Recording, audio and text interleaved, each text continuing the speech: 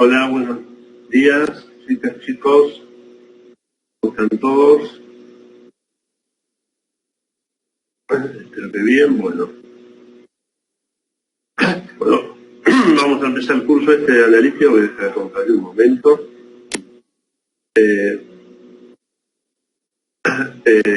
Vamos a empezar el curso entonces de analítica 1. Mi nombre es Fernando Molina. Va a haber otro docente también, Maximiliano Viqueira, que hoy no pudo estar. Espero que la próxima clase se pueda integrar. Y bueno, vamos a hacer el curso. En el Canva está puesto el cronograma. Son como los puntos, dos parciales, acá con 4, se recuperan.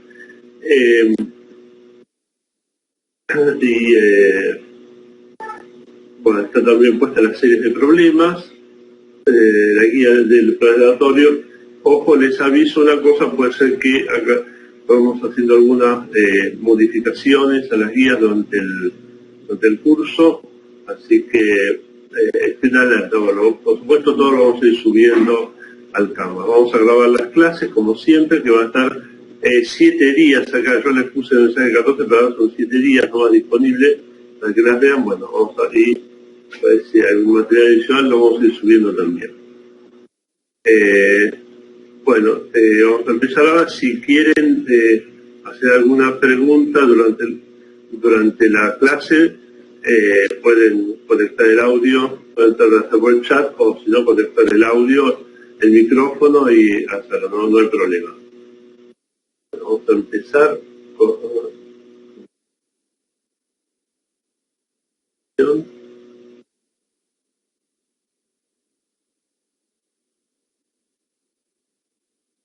Bueno, entonces esto es lo que vamos a ver ahora.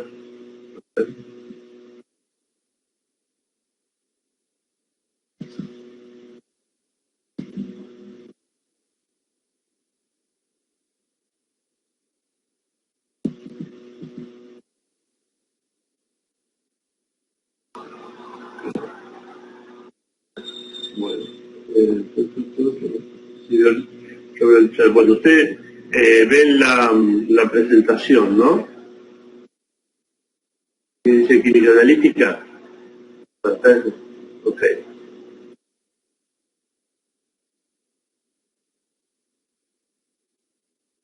Bueno, entonces vamos a empezar este curso de química analítica. Es el primero de los 2 cursos que ustedes van a tener.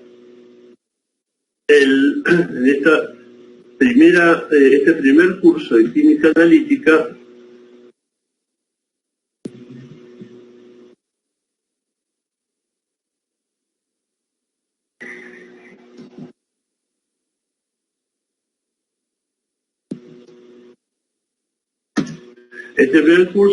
vamos a entonces a la química analítica, que estudia todo lo relacionado con la determinación de la composición de una muestra natural o manufacturada. Antes de empezar con esto, hay distintos aspectos en la química analítica. Nosotros vamos a ver en este curso, analítica 1, vamos a ver esencialmente los fundamentos de que se basa mucho de la química analítica cualitativa y cuantitativa. Hay también otros aspectos que son la química analítica estructural, que se ve más que nada en química orgánica, que la determinación de estructuras. Se aplica mucho a química orgánica, también en química anorgánica, pero menos, como digamos, aplicando métodos instrumentales como infrarrojos, espectrometría de masa, etc. Esto también es otro aspecto de la química analítica, pero acá no lo vamos a ver. Acá vamos a ver, primeramente, no mucho, porque vamos a ver un poco en este curso, análisis cualitativo, que es el reconocimiento e identificación de los elementos o grupos químicos presentes en la muestra, ¿sí? Acá nos vamos a dedicar esencialmente a elementos o especies inorgánicas, algunas orgánicas, pero generalmente son ácidos orgánicos o bases orgánicas, no otros compuestos, ¿sí? En química orgánica van a dar para la identificación de grupos funcionales, o sea, grupos carboxilo, alcohol, etcétera, y también reconocimiento de moléculas orgánicas, digamos. Se ven separados porque generan las técnicas. ¿Sí? Buen día. ¿Podrá poner a grabar la clase? Perdón. Sí, claro que sí. Muchas gracias, perdón que le interrumpí. No, hiciste bien hacerlo raro. Lo que pasa es que como tenía algún problemita para empezar la presentación, por eso me hice un poco más tarde, y vamos a grabar. Bueno. Muy bien, entonces decía que la química analítica estudia el conjunto de principios, leyes, técnicas, donde queremos determinar la composición química de una muestra natural o manufacturada. Composición química abarca, digamos, abarca esencialmente lo que llamamos el análisis cualitativo, que es la identificación de elementos o de grupos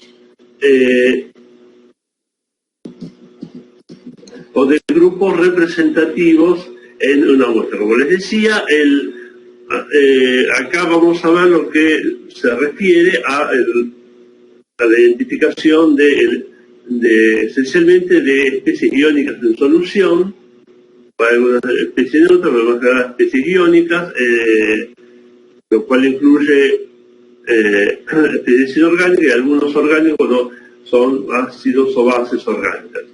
El campo de reconocimiento de grupos funcionales orgánicos, como usa técnicas distintas, se ve dentro de las materias de química orgánica. Y el otro aspecto importante que se va a ver en esta analítica 2 es el análisis cuantitativo, que es la determinación de las cantidades de especies o componentes químicos presentes en la muestra. Eso es la parte más importante o más aplicada hoy día de la química analítica. Pero en este curso vamos a ver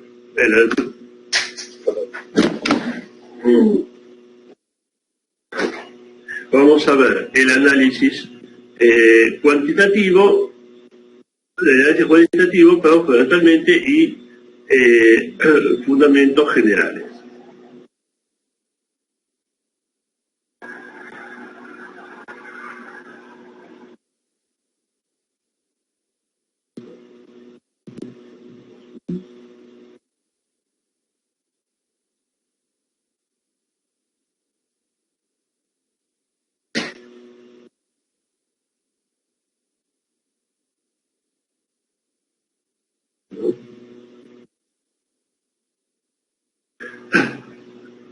Bueno, y vamos a hacer una distinción general entre métodos, que sobre todo se va a aplicar al análisis cuantitativo, pero acá también entre los métodos clásicos, llamados clásicos o químicos, que se basan en hacer una reacción química con lo que queremos determinar. Por ejemplo, una cosa típica es si uno quiere determinar cloruro, o identificar, estamos hablando de análisis cualitativo, identificar cloruro en una solución. En este caso el cloruro sería el analito. Bueno, una reacción muy común es agregarle plata, ion plata a través del nitrato de plata. Eso produce un precipitado blanco de cloruro de plata que permite reconocer la presencia de cloruro. También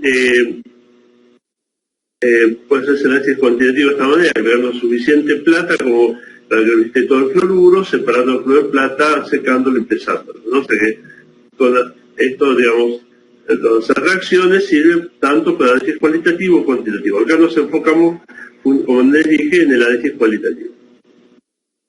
Y después la otra gran rama de los métodos, esto más que nada para los cuantitativos, son los métodos instrumentales o físico-químicos, donde se usa, lo que se mide esencialmente es una propiedad del analito o de algún producto de reacción del analito. Podemos hacer una reacción previa y eso se mide y permite, por ejemplo, identificarlo, ¿sí? Eso es más común hacerlo, usar métodos instrumentales con, como les decía, con análisis cuantitativo. Pero, por ejemplo, en química orgánica se usa mucho la espectroscopía infrarroja para identificar compuestos, ¿no? Simplemente se obtiene espectro infrarrojo, no sé si lo han visto, pero lo van a ver, y comparando espectros se puede identificar de qué compuesto se trata. Eso sería un método experimental. Lo que se mide es la absorción de luz en la zona infrarroja del espectro, eso es lo que se mide.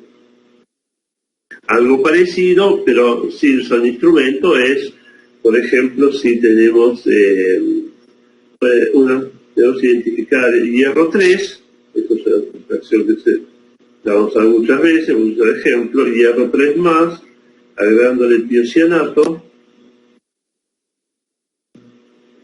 Esto da el complejo hierro-tiocianato, que es un complejo rojo de un color muy intenso. Entonces la aparición de color rojo indica la presencia de hierro férreo. Usualmente esto simplemente lo hace en un tubo, pero también podría pensar en hacerlo usando un espectrofotómetro para identificar cantidades muy pequeñas de hierro que den una absorción de luz que no sea muy detectable al ojo, ¿sí? Bien.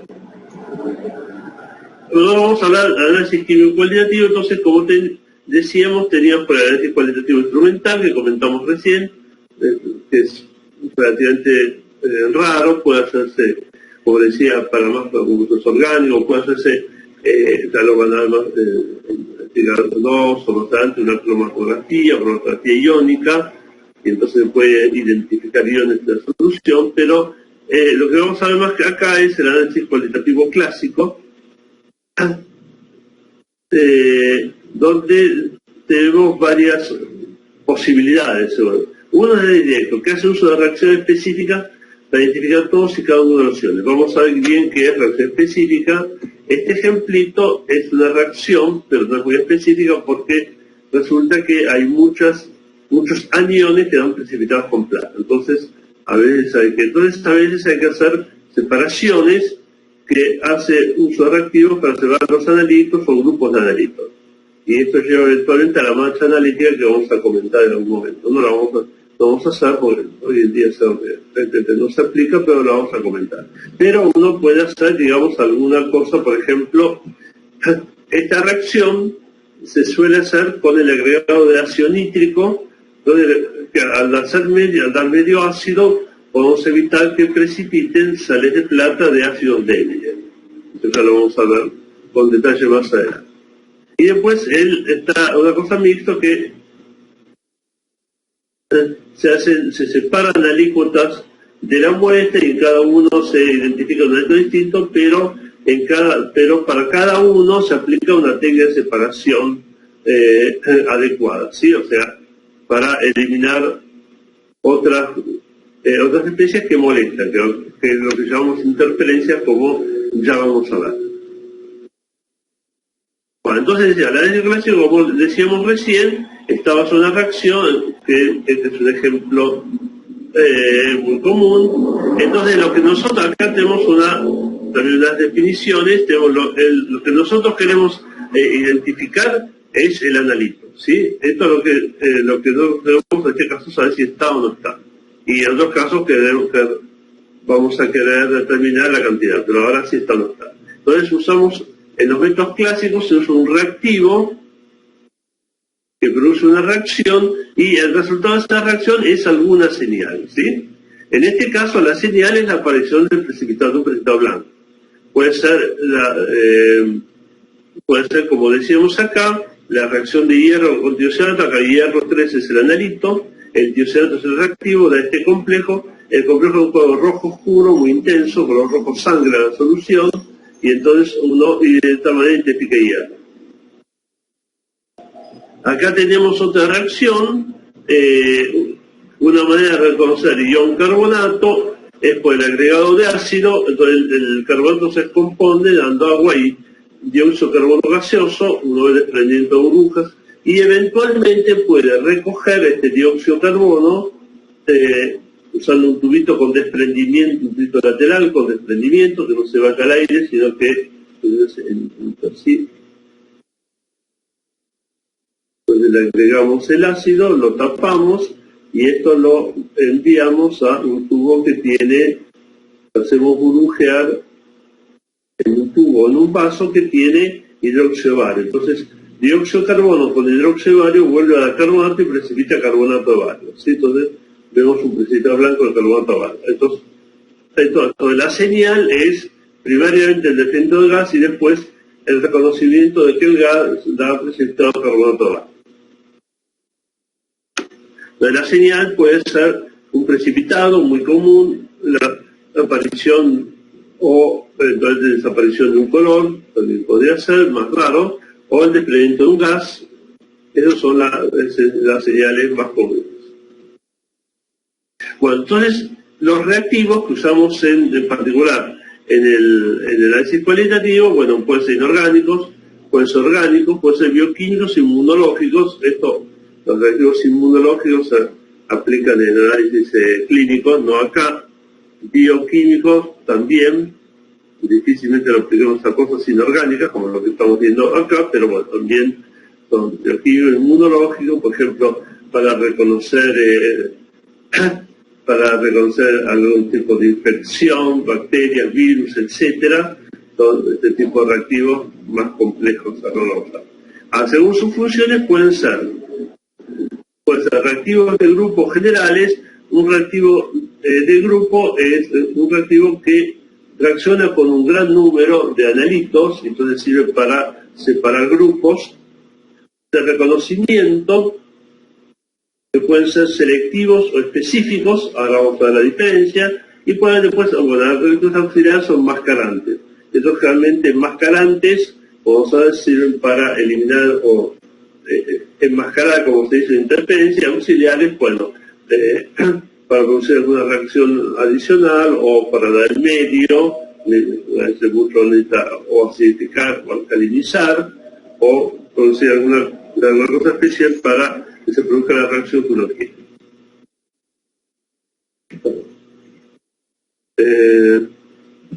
Bueno, entonces, asociando los tipos de reactivos que decíamos acá, estos tres tipos de grupos selectivos específicos, hay asociado entonces reacción. Entonces, una reacción general o separativa se hace con un reactivo general, ¿sí?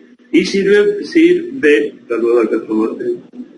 para separar grupos, ¿sí? Entonces, para el cloruro es un reactivo general porque reacciona con un cierto número de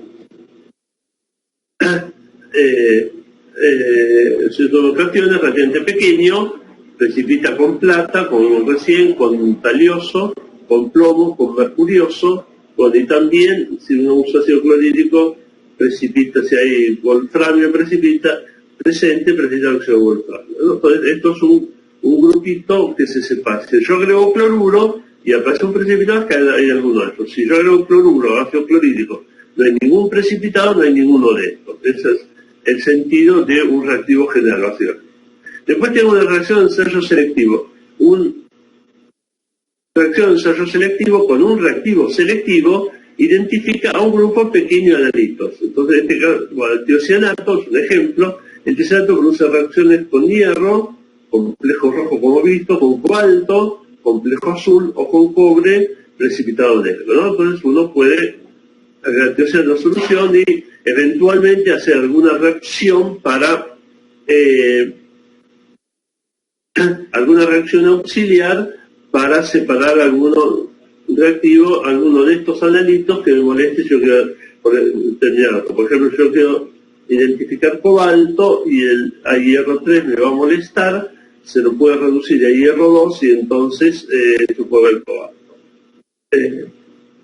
Y después, para lo más deseable, no siempre posible, que es el ensayo específico. El ensayo específico es un reactivo y condiciones determinadas que solo determina o identifica un único analito.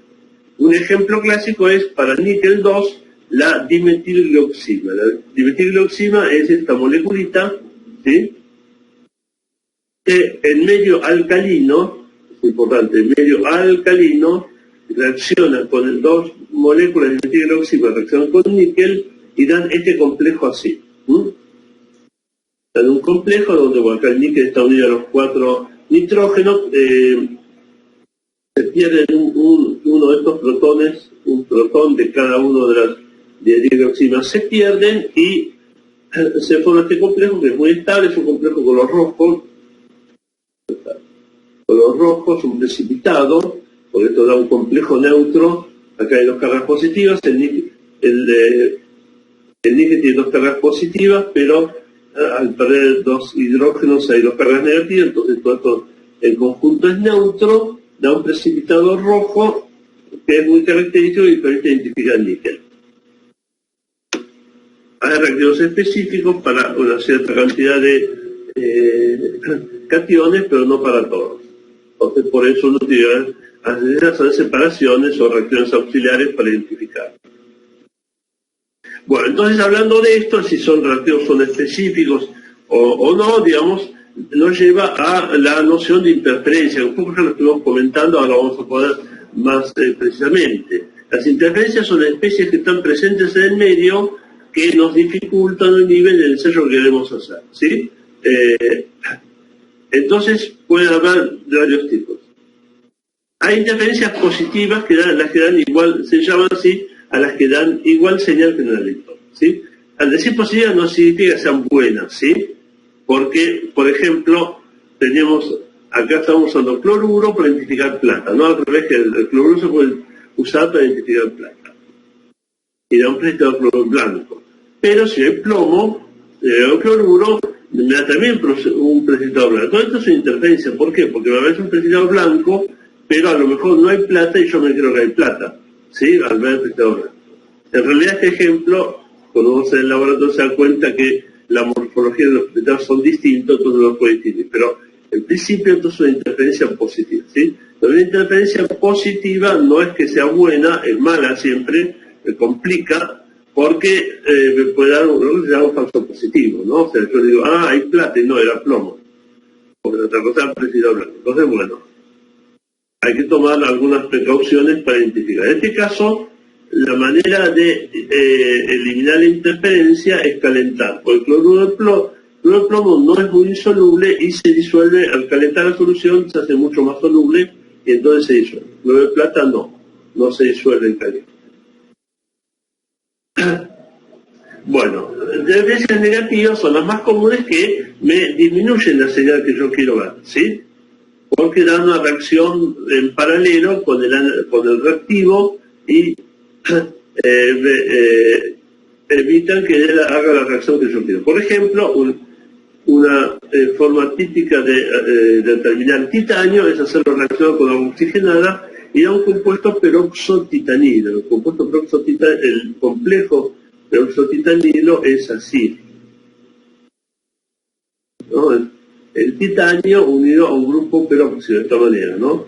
Todo esto tiene dos cargas positivas. Bueno, muy bien. Esto es un complejo amarillo que sirve para identificar el titanio. Ahora, si hay fluoruro presente, el fluoruro también forma complejo con el titanio, forma un complejo más estable y no permite o dificulta que se forme. Entonces yo no veo la señal o veo una señal más tenue, un amarillo más tenue, ¿sí? Eso es una interferencia negativa.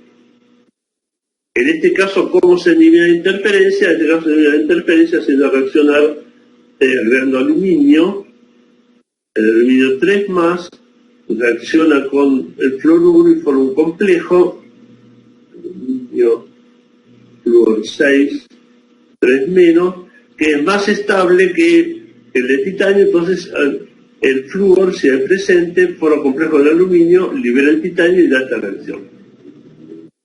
Y la tercer tipo de interferencia son los desmascaramientos que ocultan la señal buscada. Por ejemplo, estoy tratando de identificar cloruro agregando plata. Si hay sulfuro presente, un preciado sulfuro plata negro que da una interferencia y entonces me lo oculta. Puede estar precipitando este es blanco, este es negro, entonces yo voy a ver el preciado negro sobre todo, ¿no? Y el blanco, pues no lo voy a poder ver, o no voy a tener la duda, ¿sí? Entonces esto es interferencia por enmascaramiento. Hay que hacer una aclaración. La palabra enmascaramiento se usa en distintos sentidos. Se usa para señalar este tipo de interferencia, pero se usa también para hablar de una eliminación de interferencia. Por ejemplo, acá, cuando yo digo que forma el complejo de alguna manera, yo lo que el aluminio, estoy usando aluminio para enmascarar el cloruro, ¿sí? Eso es una, también se dice eso, ¿sí? Usar, cuando uno elimina interferencias, sale un enmascaramiento, ¿sí? Que no es una interferencia, sino es una opción que uno buscó. Entonces, cada vez que se oculta algo, de alguna manera, uno se habla de enmascaramiento. Bueno, ahora vamos a empezar a definiciones más numéricas de cosas que son importantes. Un concepto importante que tenemos que introducir acá, que después tiene que tener su correlato cuantitativo, es la concentración límite o límite de detección. Y otro concepto similar que es el límite de identificación, ¿sí? La concentración límite o límite de detección, que se puede usar LD, LC, hay distintas nomenclaturas, es la menor concentración que me da una señal positiva con un dado ensayo. ¿Sí? Por supuesto, el límite de detección es distinto para cada ensayo, para cada analista y para cada reactivo. Pero, por ejemplo, el ensayo para reconocer cloruro con plata tiene un límite de concentración depende de las condiciones, aproximadamente puede ser 10 a la menos 6 molar por ahí. ¿Sí? Esa es la menor concentración que va a ser positiva. Y a veces se usa mucho también en la forma logarítmica, la letra P, que en pH es menos logaritmo de protones, se usa en forma genérica para indicar menos el logaritmo de algo. Entonces el PLC o PLD es menos el logaritmo de la concentración límite. Expresada, ojo, expresada en gramos por litro, ¿sí?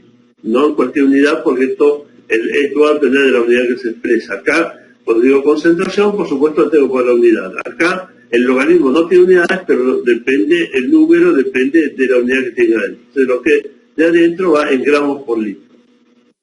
Y después el límite de identificación es la menor masa que da señal positiva en un ensayo. Con lo cual esto en realidad depende del volumen, ¿sí? Pero a veces a uno le interesa esto para saber, bueno, qué más, sobre todo si uno tiene cantidades pequeñas de muestras,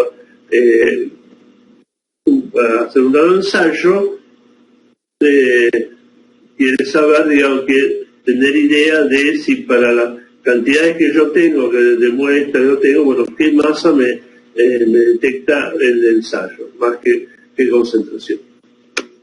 Bueno, entonces asociado a esto está las escalas analíticas, porque el concepto de límite de identificación me depende del volumen, ¿sí? Entonces, la idea de cuáles son las escalas analíticas usuales, puede haber más, uno puede decir, pero uno puede tener macroescala, que es trabajo en tubo de ensayo.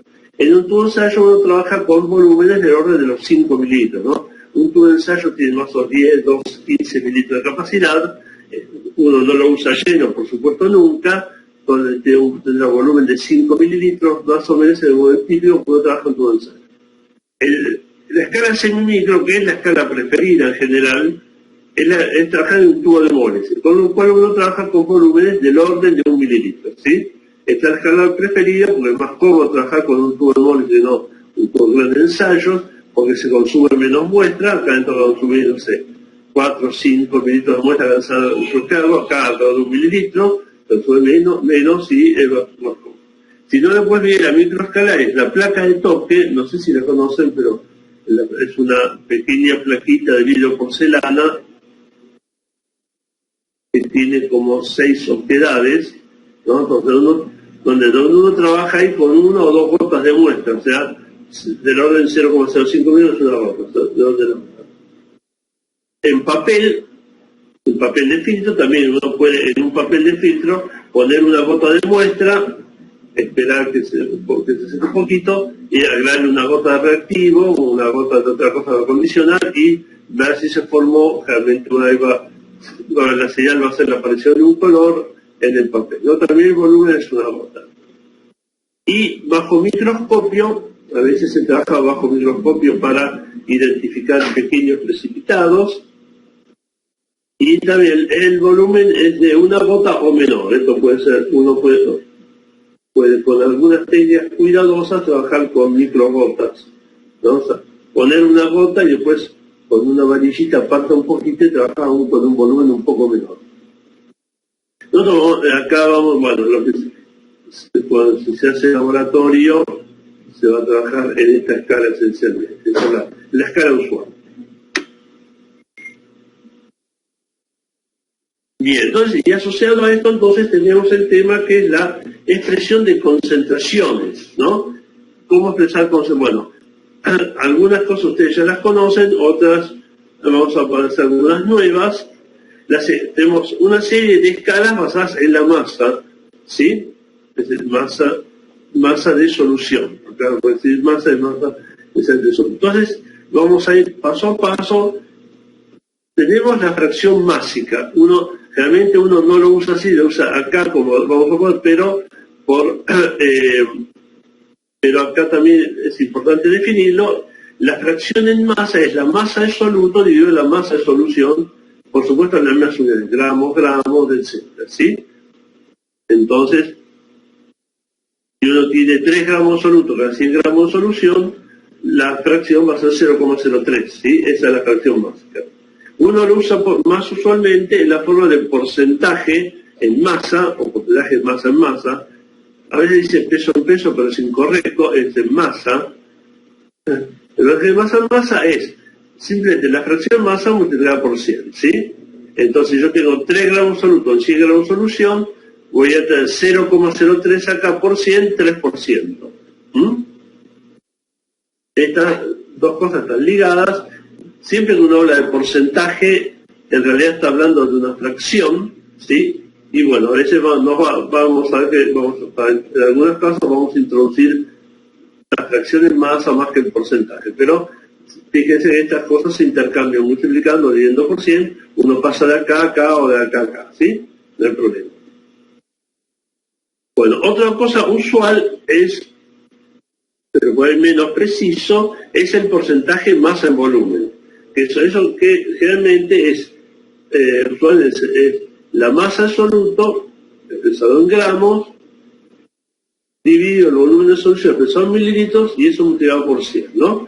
Lo que me da el resultado de cuántos gramos hay por 100 mililitros de solución. Eso es por uso. En general uno puede expresar, hay distintas formas de expresar masa sobre volumen y una forma usual es gramos por litro, ¿sí? Es decir, yo tengo esta solución, tengo 5 gramos por litro de ácido clorhídrico. Eso también es una forma usual y en realidad es el mismo concepto, ¿no? El concepto es masa de soluto referido al volumen de solución, ¿no? Y es distintas porcentaje, masa en volumen o gramos por litro. Acá el porcentaje de masa en volumen son gramos por 100 mililitros, gramos por litro son gramos por 1000 mililitros, ¿sí? Siempre hay que tener cuidado cuando uno pone las unidades, no se olviden de eso. Bien. Vamos a estas otras más nuevas, para ustedes probablemente, escalas basadas en masa muy usadas en química analítica. Partes por mil, no tanto. Partes por mil es lo mismo que el porcentaje, parecido al porcentaje, pero en lugar de multiplicar por 100 como acá, multiplicamos por 1000, ¿no? Entonces, esto sería, por ejemplo, miligramos de soluto por gramo de solución, ¿sí? Eso es una parte por 1000. ¿Por qué? Porque un miligramo es la milésima parte de un gramo. Y esto es 1000, es la fracción masa multiplicada por 1000. También se puede expresar en microgramos por miligramo o en gramos por kilogramo, es lo mismo, ¿sí? O uno tiene gramos de solución por kilogramo de solución, esos son partes por mil. No se usa mucho demasiado. Una cosa muy usada es las partes por millón, ¿sí? Partes por millón es la misma idea, pero cuántas partes de soluto tenemos en 1 millón de las mismas partes en solución. Por ejemplo, cuántos miligramos de soluto tenemos en kilogramos de solución. Esto es tomar la fracción masa que ya sabemos, masa de soluto sobre masa de solución, y multiplicarlo por 1 millón, ¿sí? Y todo esto se puede obtener como microgramos por gramo o miligramos por kilogramo. Muchas veces, una vez se pone partes por millón, a veces se pone miligramos por kilogramo. Modernamente se tiende a preferir estas cosas porque, como vamos a ver, esto a veces es ambiguo, partes por millón, en cambio miligramos por kilogramo está bien claro. O sea que en general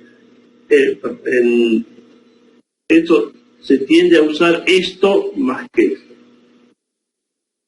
Tenemos también las partes por billón, estas partes por billón sajón, o sea, 1 billón de 1000 millones, no 1 billón de 1 millón de millones, que es latino, ¿no? Pero partes por billón inglés, americano, anglosajón en general. Entonces es cuánto soluto hay en 1000 millones de partes de solución.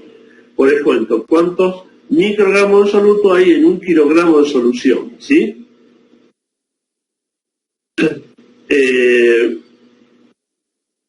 Porque 1 kilogramo son 1000 millones de microgramos. Esto es la fracción masa multiplicada por 10 a la 9 y también se puede expresar como nanogramos por gramo, usualmente, también miligramos por tonelada, más raro, ¿no? Pero también uno puede encontrarse con nanogramos por gramo o microgramos por kilogramo. Usualmente se expresa por ahí microgramos por kilogramo, o se tiende a preferir esto sobre partes por millón. Bueno, ¿por qué? Porque muchas veces estas unidades, partes por millón, en realidad se usan en volumen. Incorrectamente, pero se usan mucho. Entonces, en soluciones acuosas diluidas, diluida se puede tomar que la densidad de solución como 1. Entonces, una parte por millón, que es miligramo por kilogramo, ¿sí? Uno puede decir, bueno, 1 kilogramo es aproximadamente 1 litro, si es una solución acuosa diluida, o sea, si la densidad es 1, ¿sí? 1 gramo por centímetro cúbico, o 1 kilogramo por litro, ¿sí? Entonces, si es 1 kilogramo por litro, miligramos sobre kilogramos se puede usar como miligramo por litro o microgramos por mililitro. Y entonces esto es una forma usual, no del todo correcta, de decir partes por millón. Muchas veces se dice partes por millón y se está hablando de miligramos por litro. ¿No? Ojo, hay que tener cuidado. Lo mismo partes por millón, se usa como partes por millón, microgramos por litro, ¿sí? Entonces, por eso les decía que modernamente se tiende a no usar ppm, ppb, sino usar explícitamente miligramos por kilogramo, microgramos por kilogramo, ¿sí? Y si es por litro, porque a veces pasa que es por litro, entonces dice miligramos por litro, ¿sí? O microgramos por litro específicamente. Porque según cómo lo determine, puede ser una cosa u otra. Bien. Después tenemos las otras escalas basadas en moles, ¿sí? Muchas veces usamos escalas de moles. Entonces, similarmente a la fracción en masa que tenemos acá, tenemos la fracción molar, que debe ser más conocida, que es el número de moles de soluto dividido el número total de moles en la solución, ¿sí? A veces se expresa como porcentaje, se puede expresar como porcentaje, es más raro, ¿sí? Usar porcentaje en moles, pero se puede dar, ¿no? Uno podría poner 100 por X igual a porcentaje en moles. Entonces, después venimos a la molaridad. La molaridad es la definición de molaridad es moles de soluto.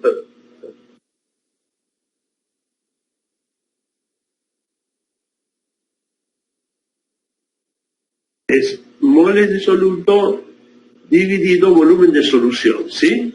La unidad 1 molar, la unidad molar es 1 mol por litro, ¿no? Pero no es la definición de molaridad. La definición de molaridad es mol en soluto por unidad de volumen de solución, en la unidad que sea. La 1 molar es 1 mol por litro, que puede ser también 1 milimol por mililitro, ¿sí? También, ¿no? Si yo divido por 1000 arriba y abajo, 1 mol dividido en 1000 es 1 milimol, 1 litro dividido en 1000 es 1 mililitro. Pero esto es también molaridad. Y importante, esto es una forma más directa que vamos a aplicar de calcular molaridad de una solución. Muchas veces uno aplica esta definición y listo. Y después está la famosa normalidad, que se usa bastante, y la vamos a usar, aunque está desaconsejada por IUPAC, y ya lo vamos a ir viendo en el curso por qué, que es el número de equivalentes de soluto de volumen de solución. Bueno, ¿qué es un equivalente?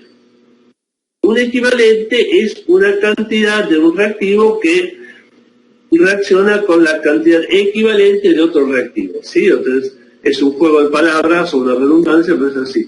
Digamos, el concepto de equivalente es que yo tengo una dada reacción, que puede ser reacción ácido-base, puede ser reacción de precipitación, de óxido-reducción. Entonces yo lo defino que un equivalente de un reactivo o del analito, para nosotros, en este caso, reacciona con un equivalente del reactivo, ¿sí? 1 a 1. Entonces el equivalente, entonces uno, digamos, no es, a lo mejor es un mol de analito que reacciona con 3 moles de reactivo, entonces yo digo que el mol de analito son 3 equivalentes y el mol de reactivo es un equivalente, entonces es 3 a 3 o 1 a 1. ¿Sí? Pero esto es muy importante, que depende de la reacción, ¿sí? Depende de la reacción, porque uno por ahí se acostumbra, el que más han usado ustedes es el equivalente ácido-base. Entonces, si uno tiene una sal, como por ejemplo cloruro de bario, dice acá, hay 2 equivalentes de bario, ¿no? Porque esto viene de hidróxido de bario de 2 oxígenos. Pero no es así, no necesariamente. Si yo tengo bario y lo hago reaccionar con sulfato, que es 1 a 1, entonces el equivalente de bario es igual al mol de bario, porque directamente es un mol a un mol. Depende de la reacción. Entonces, la normalidad por eso es una cosa medio ambigua que hay que ver cómo se calculó, ¿no? Usualmente está claro por el contexto, porque yo voy a hacer una reacción redox y me da una solución de permanganato, tanto normal, es equivalente a redox y no equivalente a ácido base. Entonces, esto ya vamos a ver por ahí, cada tanto algunos problemitas de ejemplo, sobre todo en la analítica cuantitativa en realidad aparece más esto, ¿no? En la analítica aparece más. Por eso hay que tener cuidado con la normalidad. Muy bien.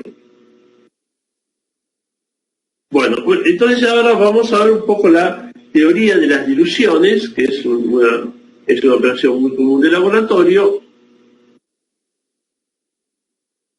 Y entonces, en general, digamos, bueno, si uno tiene una solución expresada en masa y es una dilución, en la dilución, ¿uno qué hace? Bueno, agregarle más solvente a la solución, ¿sí? De manera que el soluto esté más diluido, básicamente.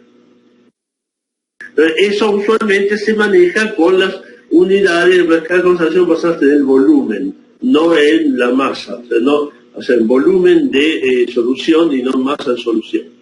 Y nosotros vamos a ver aplicado a él, porque bueno,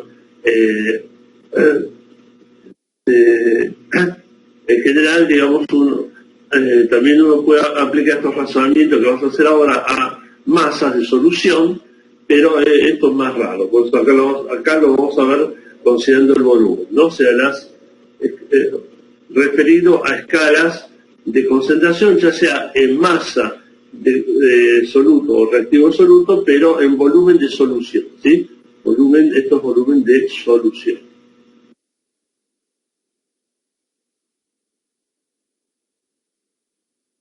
Muy bien. Entonces, la formulita fundamental es esta, que la concentración final por el volumen final es igual a la concentración inicial por el volumen inicial. ¿Por qué? Vamos a explicitar acá. La molaridad, ¿sí? Como decíamos recién, es el número de moles de soluto dividido el volumen de solución. ¿Sí? Entonces, cuando yo hago una dilución, ¿qué es lo que voy a tener? Una molaridad prima, que va a ser el mismo número de moles de soluto dividido un volumen prima de solución. ¿Sí? Este volumen más grande que este, pero el número de solutos es el mismo. El número de moles de soluto es el mismo, ¿sí? Eso es lo que pasa en la dilución. La cantidad de solutos se conserva. Lo mismo si tengo, digamos, masa sobre volumen, ¿no? Si yo tengo una concentración, vamos a poner C, empieza en masa de soluto sobre volumen de solución y hago la dilución, voy a tener una concentración prima que va a ser la misma masa de soluto dividido otro volumen de solución, ¿no? Volumen prima más grande. Entonces, yo puedo acá despejar el número de moles de soluto o la masa de soluto, ¿no?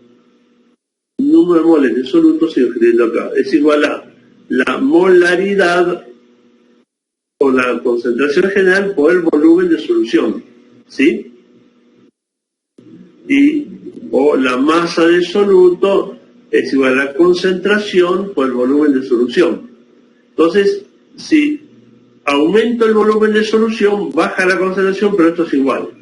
¿De acuerdo? Entonces, esto es masa inicial por volumen inicial, o molaridad inicial por volumen inicial, y es igual a molaridad final por volumen final. Lo mismo concentración en masa por volumen. Entonces acá está usado concentración en forma genérica, puede ser molar o en volumen, ¿sí?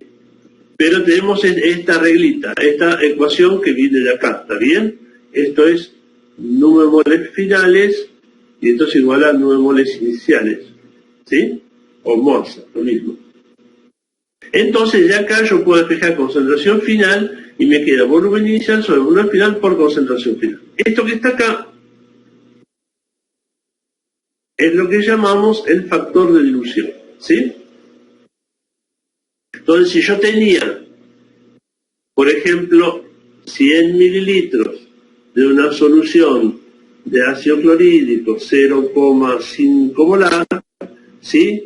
Y le agregué agua hasta llegar a 1 litro de ácido clorhídrico, ¿qué concentración voy a tener? Bueno, fíjense que el volumen aumentó 10 veces, entonces el factor de dilución acá es 0,1 litro dividido 1 litro, o sea, esto es 10. Entonces, es un décimo, ¿sí? Factor de dilución siempre es número que 1. Es un décimo, quiere decir que disminuí 10 veces la concentración, o sea que esto va a ser 0,05 molar. Lo puedo reemplazar acá, si ustedes no me creen, reemplacen la formulita y verán que la concentración final es 0,05. ¿No? Yo pongo acá 0,5, acá 0,1 litro, hay que tener cuidado con las unidades, todas las mismas unidades tienen que estar, obviamente. Acá tengo 0,1 litro, acá tengo 1 litro y la concentración final. Si paso esto acá, tengo 0,5 multiplicado por 0,1, 0,05 molar. ¿Sí? La factor de dilución se suele expresar en la forma B inicial 2 puntos volumen final. Por ejemplo, 1 décimo indica una dilución al décimo, o sea que el volumen inicial por volumen final es 1 décimo. ¿Sí? También a veces aparece la cosa que es medio confusa, por ejemplo, que se practica una dilución 1 más 2. ¿Sí? ¿Qué es esto? Bueno, esto significa que yo tenía volumen inicial igual 1 y volumen final igual a 1 más 2, o sea 3. O sea que sería una dilución 1 en 3. Esto yo lo pongo entre comillas porque hay una cuestión que acá se supone que los volúmenes son aditivos, ¿sí? Muchas veces en los problemas vamos a suponer que los volúmenes son aditivos, pero en realidad no son aditivos, sino parte de una solución concentrada y la diluye bastante, los volúmenes no van a ser aditivos porque varía la densidad. Entonces, pero entonces esta forma no es muy pequeña, pero se suele usar, ¿sí? O a veces uno no le interesa una precisión la dilución, sino indicar, bueno, tengo 1 o 2, es 1 litro, echarle 2 litros más y ya está, ¿sí? Pero por eso, cuando uno hace una dilución, en realidad en el laboratorio, por ejemplo, acá se decide tomar 100 mililitros de 1 litro, uno mire bien los 100 mililitros, lo pone en un matraz, aforado de 1 litro, podría poner otro recipiente, pero un matraz aforado, y le agrega agua hasta que llega a un volumen de 1 litro, ¿sí? No es que tengo 100 litros, mido 900 litros y se lo agrego, no. Le agrego agua hasta que se hace 1 litro. Esa es la manera de hacer las diluciones, porque en realidad los volúmenes no son aditivos. Acá vamos a decir siempre que son aditivos, pero en realidad muchas veces no lo son. Si son soluciones diluidas, sí son aditivos, pero si son soluciones medio concentradas, no más de 1 molar, no. A la hora de 1 molar tampoco. Bueno, una cosa importante, entonces, ahora, ¿qué pasa si hacemos diluciones sucesivas? ¿No? Esto lo vamos a ver, uno lo hace en el laboratorio. Uno tiene, por ejemplo, un tubito con una solución, ¿sí? Medio concentrada. Entonces, todo otro tubo, esto es cualitativamente, ¿verdad? Si no hace cuantitativamente, ya van a ver que no se hace así, pero para hacer una dilución aproximada, uno puede agarrar, tomar 1 mililitro de la solución original y agregarle 9 mililitros de agua, ¿sí? O sea, una dilución 1 más 9, 1 más 9, que es igual a 1 en 10. O sea que uno diluyó al décimo, ¿sí? Entonces yo tenía un poquito de solución concentrada y le agregué agua hasta que llegó a 10 mililitros más diluido. Después ahora hago lo mismo otra vez. Tomo otro tubito, tomo de esta solución 1 mililitro y le agrego 10 mililitros de agua, 9 mililitros de agua, ¿sí? Entonces practiqué otra dilución 1 en 10. Bueno, ¿cuán diluida está esta segunda solución respecto de esta? ¿Sí? Uno intuitivamente puede darse cuenta que está 100 veces más diluida, ¿sí? Bueno, ¿y cómo uno plantea esto? Bueno, después de una dilución, si yo apliqué siempre el mismo factor de dilución, por supuesto, después de una dilución yo tengo que la concentración final es igual al factor de dilución por la concentración inicial como recién. En la segunda dilución, ¿qué hice? Yo apliqué el mismo factor de dilución a la concentración final de la primera dilución, ¿no? O sea, la concentración final de la primera dilución es la concentración inicial de la segunda. Ahora reemplazo esto por esto y me queda el factor de dilución al cuadrado por la concentración inicial. Si yo sigo, puedo poner fácilmente que la concentración final después de n diluciones es el factor de dilución a la n por la concentración inicial. Entonces ahora vamos a ver, entonces, sí, ¿verdad? Lo que pasa es que yo tengo entendido algo diferente con el tema de las diluciones y la notación 1, 2.10 y 1/10. Porque Sí. si vos te fijas en la USP, cuando se utiliza 1, 2.10, significa que a una parte le estás adicionando 10. No es lo mismo que 1/10 o 1/10. A 1 lo estás llevando a 10. Bueno, no, la forma usual de interpretar 1, 2.10 es una dilución 1 en 10. La otra es 1 más 10. Eso es como lo vamos a usar nosotros acá.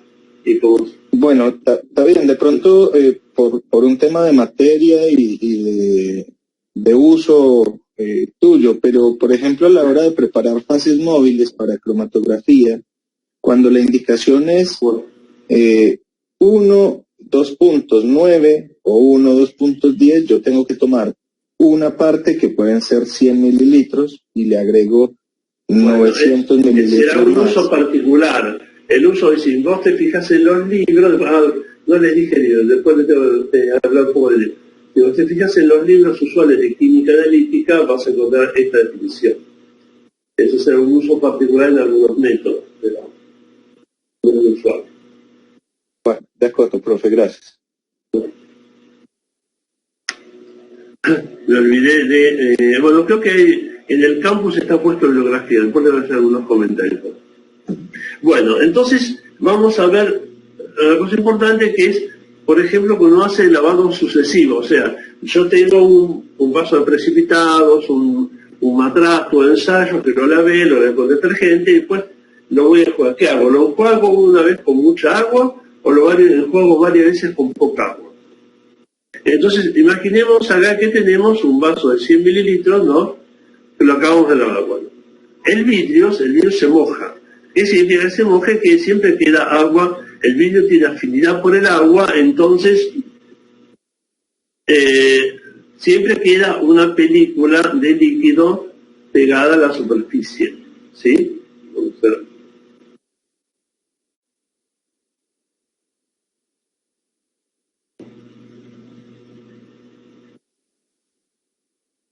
están con los sistemas claritos, para indicar que acá me quedó un poquito de agua pegada, ¿no? Yo lo dibujo ahí.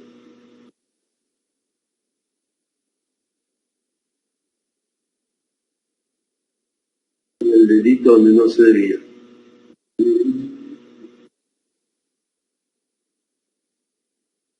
Vuelta, rectifico.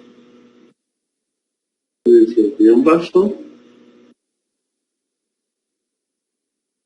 Muy bien.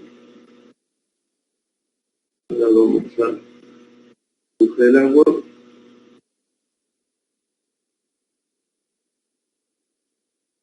Una capita de agua pegada a la superficie. ¿Sí? Siempre queda. Si fuese un vaso de metal, por ahí no. El metal no se moja porque no tiene afinidad por el agua, entonces por esto pasa. Pero pueden quedar gotas en el fondo. Pero un vaso, digamos que siempre le queda, uno no vea mucho, le queda una peliculita de agua. Entonces, para eso tenemos que enjuagarlo, ¿sí? Enjuagarlo bastante para que lo que me quede acá sea agua pura y no un resto de solución. Entonces, supongamos que nosotros acá tenemos una solución 0,1 molar de algo, ¿sí?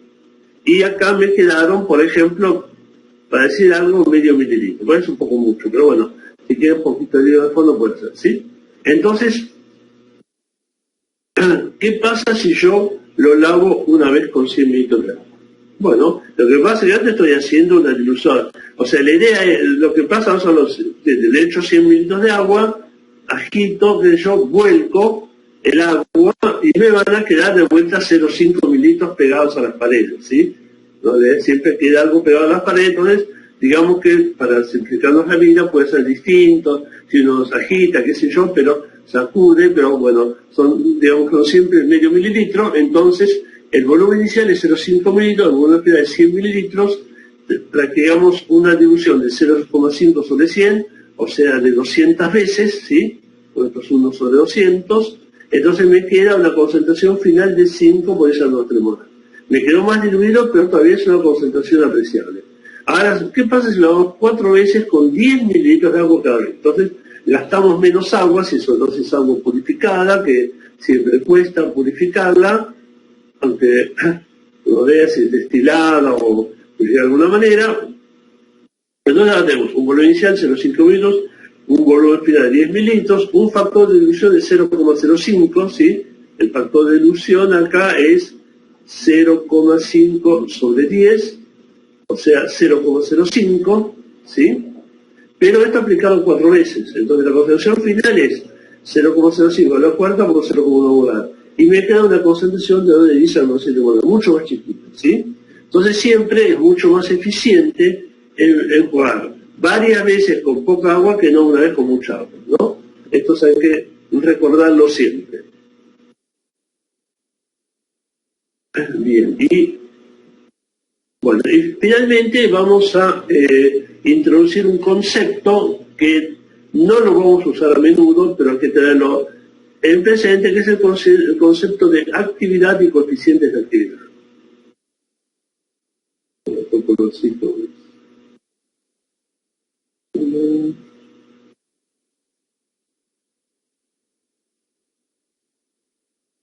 ¿Qué es el concepto? A ver, nosotros usualmente trabajamos con constantes de equilibrio basadas en las concentraciones, ¿sí? Y esto viene un poquito de, por eso ya lo han visto en química general, uno puede plantear, en general esto no es siempre así, pero supongamos que ahora que lo sea, tenemos una reacción directa que lleva a velocidad que es proporcional a las concentraciones de los reactivos, una reacción inversa que es proporcional a las concentraciones de los productos. En el equilibrio las velocidades son iguales y uno obtiene la constante de equilibrio que usted ya está acostumbrado a usar desde química general, que es el producto de las concentraciones de los reactivos dividido con el producto de las concentraciones, el producto de las concentraciones de los productos, en toda la lengua de esto, dividido el producto de las concentraciones de los reactivos, ¿sí? Esta formulita tiene subyacente la idea de que para que esta reacción vaya para un lado y para otro, lo que importa es cuántas moléculas de A y de B hay en comparación con las moléculas de C y de D y no de cómo son, ¿sí? Acá no hay ninguna cosa que dependa explícitamente de la fórmula de C, de D, de A o de B, sino de cómo son, sino de su cantidad, ¿no? Esta es la famosa ley de acción de masas. Y esto en primera aproximación está bien. Si uno en gases, por ejemplo, en gases, esto funciona. Si los gases no están a presiones muy altas o temperaturas bajas, o sea, si los gases no están muy comprimidos, más o menos esto funciona bien. Ahora, en solución, si uno tiene iones, hay un problema. Los iones, digamos, interactúan. Cargas de distintos signos se repelen, cargas de igual signo, cargas de igual signo se repelen, cargas de distintos signos se atraen. Entonces, si A y B van a ser dos moléculas neutras, son dos iones, por ejemplo, negativos, van a repelerse y entonces esto va a frenar la reacción. Y va a hacer que se desplace un poco más hacia los reactivos. Pero si A y B son iones de distinta carga, uno positivo y otro negativo, entonces se van a atraer, esto va a favorecer que se encuentren para reaccionar y entonces la reacción se va a desplazar más hacia productos. Bueno, hay que ver qué carga tienen los productos también, ¿no? Pero esta ley, o sea, hay efectos en general que se denominan de no idealidad que hacen que el comportamiento, por ejemplo, del equilibrio y otras magnitudes, bueno, que acá no nos importan, se aparten de esto basado exclusivamente en las concentraciones, ¿no? Y ahí es donde aparece el concepto de actividad, que es una concentración corregida. Es como una concentración corregida que ahora vamos a ver, ¿no? Porque, digamos, si yo tengo una reacción entre iones y planteo la constante de equilibrio en concentraciones, como uno la usa muchas veces, si las soluciones son diluiditas está bien. Si las soluciones son concentradas, 0,1 molar o 1 molar, no, ya no se cumple bien. O no se cumple nada, son bastante concentrados. Porque hay estos efectos de interacción que son fuertes. Entonces, para corregir eso, la definición termodinámica más rigurosa del equilibrio es esto expresado no en términos de concentración de la constante de equilibrio, sino de actividades, ¿no? Donde la actividad es la concentración corregida por un coeficiente que llamamos coeficiente de actividad. ¿Qué es lo que hace ese coeficiente de actividad? Bueno, corrige de alguna manera el efecto de estas interacciones. Pueden aparecer otros efectos, pero esencialmente el más importante es las interacciones entre cargas, entonces eso es lo que nos interesa. El coeficiente de actividad, usualmente, si las soluciones no son consideradas, es menor que 1. Hasta soluciones 0,1, 0,3 molar, más o menos, depende un poco ahora de lo que vamos a ver ahora, los coeficientes de actividad son menores que 1, entonces las actividades son menores que las concentraciones. Bueno, los coeficientes de actividad de iones en general no se pueden medir, pero hay teorías para calcularlo. La más sencilla es lo que se llama la ley límite de Weizsäcker, que es esta formulita, pues hay formas mucho más feas todavía. Bueno, el logaritmo decimal del coeficiente de actividad es menos 0,51, es menos logaritmo negativo, esto es un número menor que 1, pero esto vale en soluciones diluidas solamente, esta formulita. Por la carga Z es la carga del ion al cuadrado, o sea, si es un sodio, esto es 1 al cuadrado, si es un cloruro, menos 1 al cuadrado, se queda 1, pero si es un calcio, es más 2 al cuadrado, se cuadrado, ¿no? Multiplicado por la raíz cuadrada una cosa que es la fuerza iónica. Esto se llama fuerza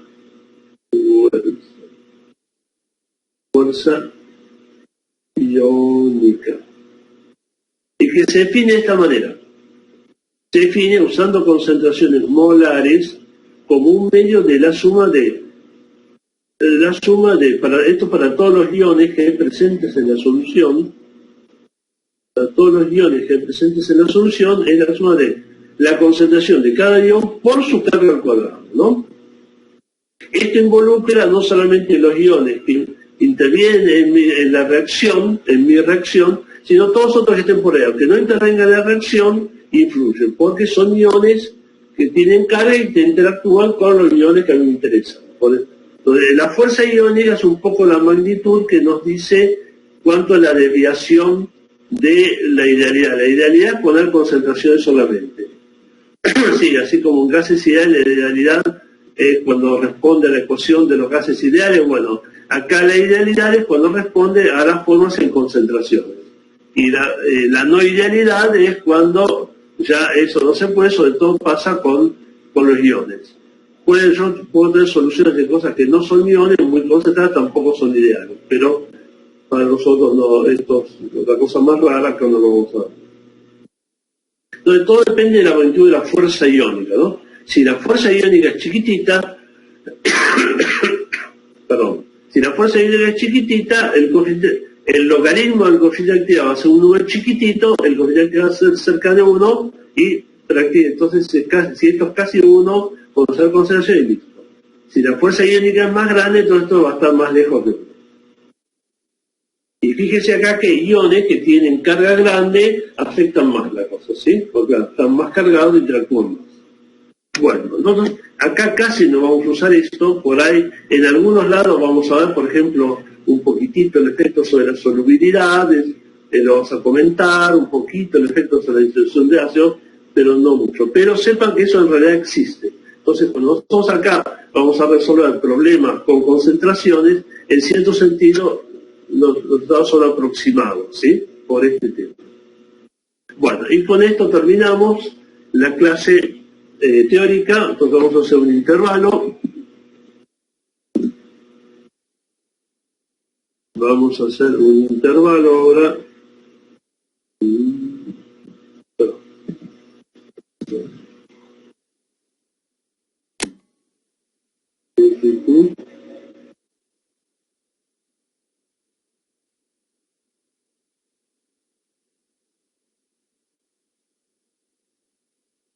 Bueno, entonces vamos a, no sé si alguien tiene alguna pregunta.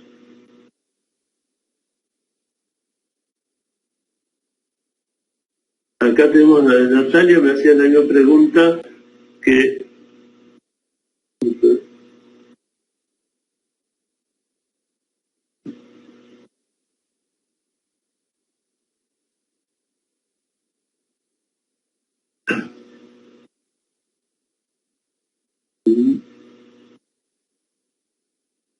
Trabajos prácticos para tener la cursada, no, vamos a todos parciales, vamos a hacer un par de trabajos prácticos. Hay un par de trabajos prácticos virtuales que vamos a hacer, que esencialmente va a ser, vamos a pasar algunos videos de prácticas de laboratorio y van a tener que entregar un informecito nada más.